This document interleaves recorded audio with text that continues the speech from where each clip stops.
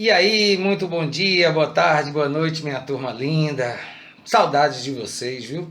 Eu sou Rosenberg Alencar, sou professor de processo civil e sou professor da FACAP. Nós vamos dar início hoje à nossa primeira aula EAD, nessa questão emergencial que a gente está vivenciando nesse momento, que é o distanciamento, o isolamento social obrigatório em razão da tentativa e da necessidade que a gente tem de paralisar, de parar com a propagação do coronavírus.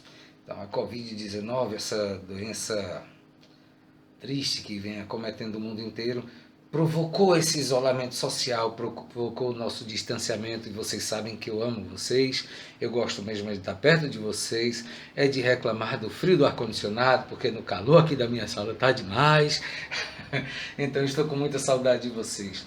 Eu vou tentar conduzir a aula da mesma forma que a gente conduz em sala de aula. Lá é diferente, né? Tem a nossa interação, tem o nosso, a nossa troca de carinho, a nossa troca de conversas em sala de aula é muito mais dinâmico. Mas vamos fazer o possível para que a aula seja melhor, porque o nosso compromisso, mesmo diante desse momento de crise, que eu quero pedir a vocês, por favor, fiquem em casa. Não saiam de casa.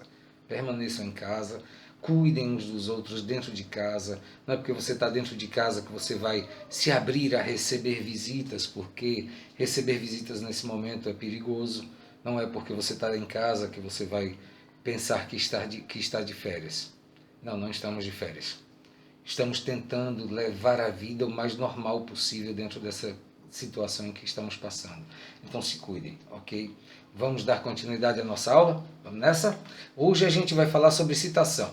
Citação é um assunto que a gente já começou a falar em sala de aula, presencialmente, mas aí em razão dessa necessidade do distanciamento, a gente terminou não concluindo com o assunto, não concluindo com a matéria, e hoje a gente vai dar continuidade. Vou pegar do início para quem não pôde assistir, porque foi essencial esse distanciamento, então vou pegar do início. É uma aula que geralmente dura os 100 minutos, normalmente, da nossa aula, e não dá para ministrar todos os slides, são 26 slides, mas a gente vai dividir a aula para que ela não fique muito cansativa, falar o máximo possível nessa de hoje, e na próxima a gente manda novamente, ok?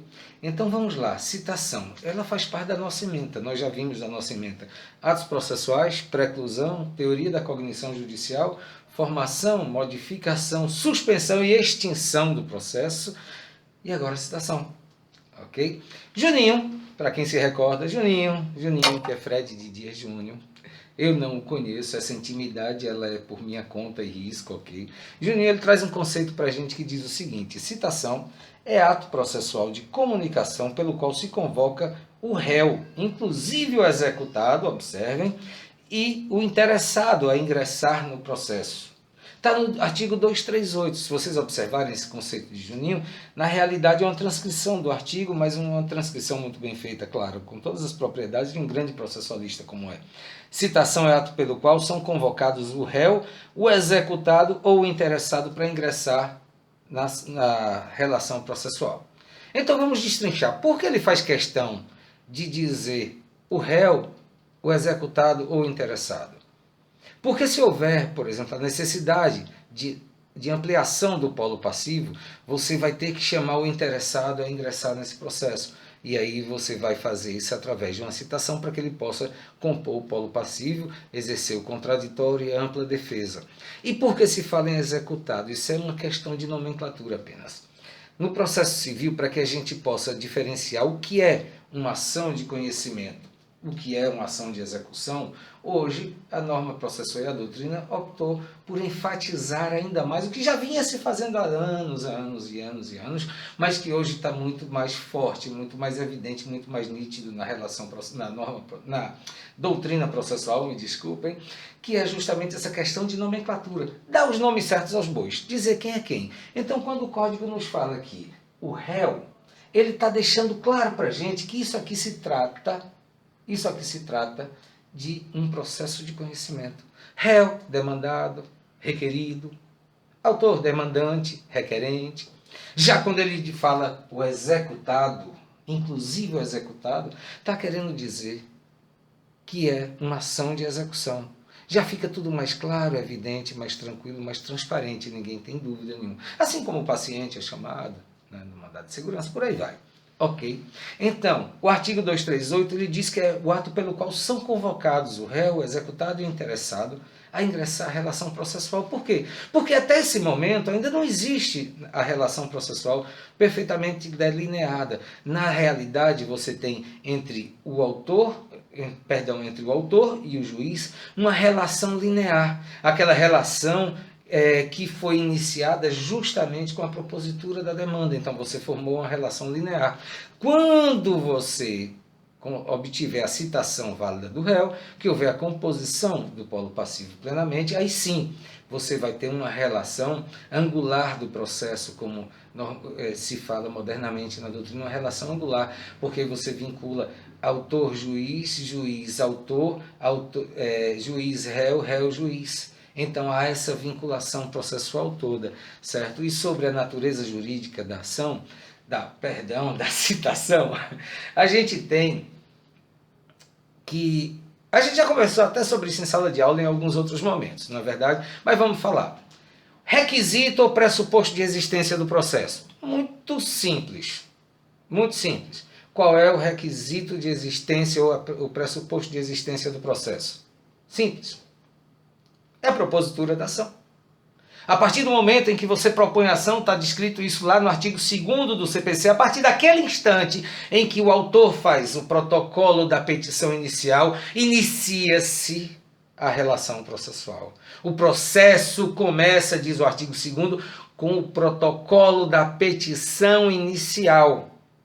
E se desenvolve por impulso oficial. Já conversamos isso em sala de aula, eu não vou falar isso aqui, que eu não quero deixar nenhuma prova registrada contra mim, né? Beleza? Vocês estão entendendo o que eu falei? Tá. O que eu quero dizer na realidade é o seguinte, para quem não assistiu a minha aula ainda, vá lá no fórum, sempre que possível, e peça pela movimentação processual. É um dever do advogado, beleza? Porque os magistrados e servidores já andam assoberbados demais com muitas ações que existem. Mas a gente falou sobre um pressuposto de existência do processo. Agora, vamos falar sobre a natureza jurídica da citação. A natureza jurídica da citação é um pressuposto de validade do processo. É um pressuposto de validade, porque com a citação válida você faz a devida composição do polo passivo e você estabelece o contraditório no qual o réu poderá exercer o seu direito de ampla defesa.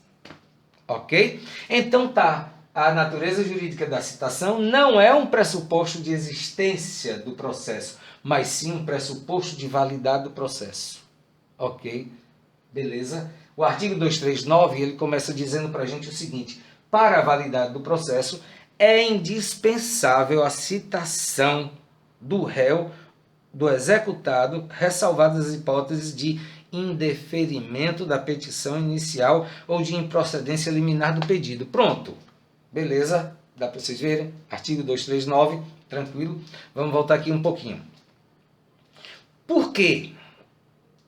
A citação ela é um pressuposto de validade. Mas por que a propositura da ação é um pressuposto apenas de existência do processo? Porque a gente está vendo que no artigo 239 ele fala que para que o processo seja válido, tem que haver a citação válida do réu, do executado. Ok? Quando se fala em pressuposto de existência, a gente está falando que com o simples ingresso do processo, com o simples protocolo da petição inicial, o processo passa a existir. Vamos supor nessas hipóteses aqui de indeferimento da petição inicial, com a extinção do processo sem resolução de mérito, ou de improcedência liminar do pedido, que aí sim o magistrado vai liminarmente adentrar no mérito da causa e vai dar a improcedência liminar do pedido nas hipóteses que forem permitidas, que forem previstas em lei. Ok? Mas aí é o seguinte, observem. Quando você protocola a petição inicial, o processo existe? Existe. Está válido? Ainda não. Ele só vai começar a ser válido com o quê? Com a citação válida do réu ou do executado. Então, o simples protocolo da petição inicial já é um pressuposto de existência do processo. Mas não é de validade ainda. Para que o processo seja devidamente válido, é necessário que haja a citação do réu. E aí continua o parágrafo 1º do artigo 239, dizendo que o comparecimento espontâneo do réu ou do executado supre a falta ou a nulidade de citação, fluindo a partir dessa data o prazo para apresentação da contestação ou de embargos à execução. Ok? Isso é o que está descrito no nosso parágrafo 1º do artigo 239. Então, o que é que a gente tem que ter em mente? Vamos supor que o réu tenha sido procurado, o réu executado tenha sido procurado por todas as suas modalidades previstas, de citação previstas. Como, por exemplo, a citação padrão, que é a citação pelos correios, por oficial de justiça, ele cumpriu toda a diligência dele, todo o diligenciamento dele e não conseguiu obter sucesso na citação do réu ou do executado. Ok? Vamos imaginar que tenha havido isso. Mas também vamos imaginar a hipótese de que o réu ou o executado soube da existência desse processo, não foi citado, não recebeu a citação, não foi localizado pelos correios, não foi localizado pelo oficial de justiça, mas ele, por ser uma pessoa de caráter, de bem, quer resolver tudo direitinho, não quer deixar nada pendente na vida para os seus herdeiros, para ninguém, não quer ter nenhum problema, sabe? Partir dessa em paz. Ele resolveu simplesmente que ia comparecer lá no cartório e tomar ciência. Ó, fulano, chegou lá, bateu a portinha, entrou. Fulano, é o seguinte, eu estou sabendo que tem um processo aí contra mim, eu só não sei qual é, o que é, do que se trata. Está aqui, ó, meu documento de identidade. O serventuário, o auxiliar da justiça, ele vai lá, vai pegar o processo se for físico, se não for, ele vai acessar remotamente, né, como é o caso do processo judicial eletrônico, que é uma maravilha na vida de nós advogados, né, com exceção de que se tirou todo o trabalho do servidor público e botou tudo para a gente, agora ou para o estagiário que tem que escanear tudo. Não, brincadeira, nada de piada de estagiário. Eu nem chamo estagiário de estagiário, eu chamo de acadêmico de direito. E assina a petição junto comigo, quando é física, né, quando não só está o nome dele lá. Bom, enfim, ele vai chegar e vai dizer, olha, está aqui a minha identidade. E eu fiquei sabendo que existe um processo contra mim. Então o serventuário vai acessar o processo e vai ver, de fato existe, seu Manel. Seu Mané, tem mesmo um processo contra o senhor aqui, seu Mané. E agora? O que acontece é o seguinte, como o senhor está aqui presente, eu necessito que o senhor assine, fisicamente, claro, assine uma certidão de que o senhor foi citado neste momento. Então, o serventuário de justiça vai praticar o ato processual de certificar a citação daquele réu, daquele executado, por ele ter comparecido espontaneamente naquele momento e ter sido citado. A partir dali,